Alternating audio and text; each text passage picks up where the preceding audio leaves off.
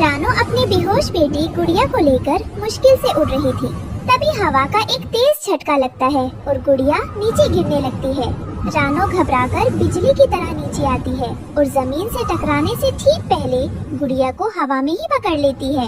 गुड़िया, ओ मेरी बच्ची, आंखें खोलो बेटा, तुम बेहोश क्यों हो गई?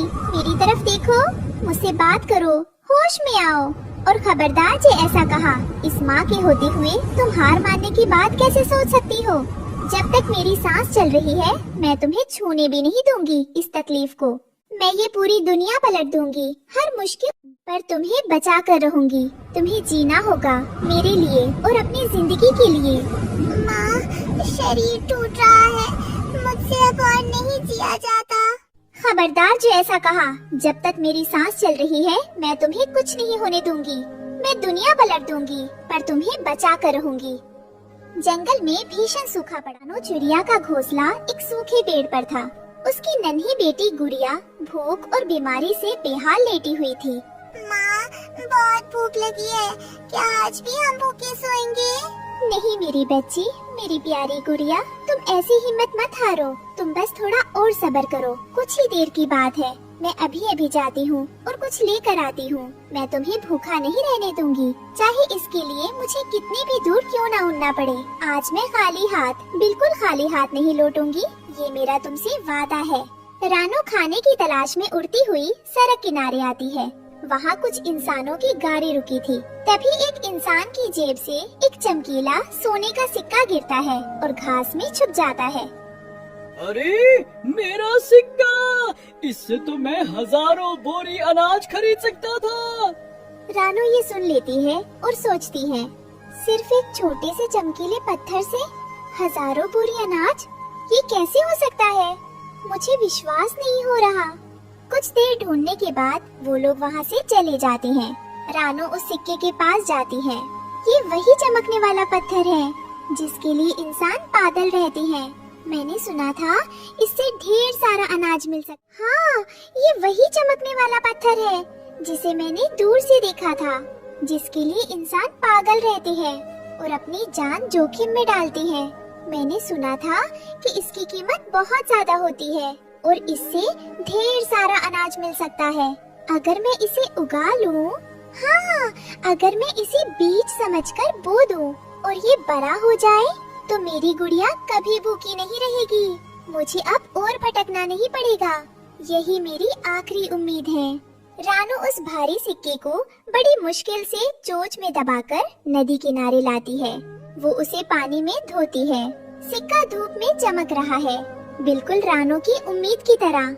तुम मेरी आखिरी उम्मीद हो, तुम्हें बड़ा होना होगा, मेरे लिए नहीं, मेरी गुड़िया के लिए।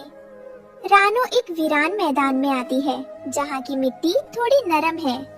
वो अपनी नन्ही पंजों से गड्ढा खोदती है और उस निर्जीव सिक्के को बीज समझकर बो देती है। अब तुम जल्दी से बड़े हो जाओ, मुझे बहुत सारे दाने चाहिए, तुम उगोगे ना? रानो को काम करती देख उसका पड़ोसी कालो कौवा पास की डाल पर आकर बैठता है। रानो बहन, आप ये क्या कर रही हैं? ये पत्थर है, इसमें जान नहीं होती, ये कभी नहीं उगेगा। आप वक्त बर्बाद।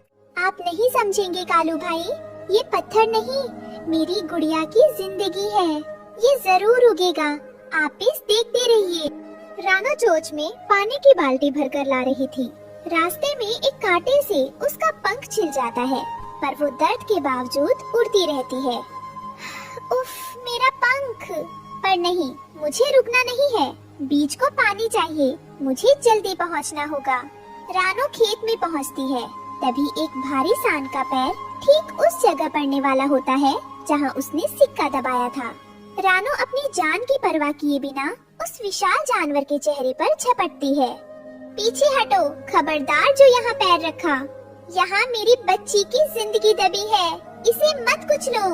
बैल के जाने के बाद रानो खाली हाथ घोंसले में लौटती है। गुड़िया अब और ज्यादा कमजोर हो गई है, उसकी आंखें भी नहीं खुल रही हैं। माँ, आप आ गई, खाना लाई?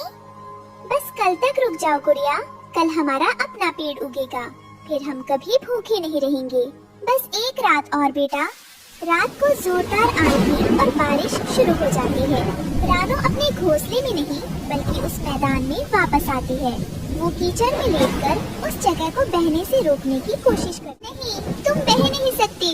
मेरी मेहनत, मेरी गुड़िया की जान, ऐसे मत जाओ। बारिश थम चुकी थी, मिट्टी बह गई थी। रानो कीचड़ में लथपथ पड़ी थी। उसके सामने वो सोने का सिक्का वैसे का वैसा पड़ा था, ठंडा और बेजान। उसमें से कोई पौधा नहीं निकला। तुम उगे क्यों नहीं? मैंने अपने हिस्से का पानी तुम्हें दिया, अपनी छाया तुम्हें दी, तुम क्यों नहीं उगे? रानो का दिल टूट जाता है।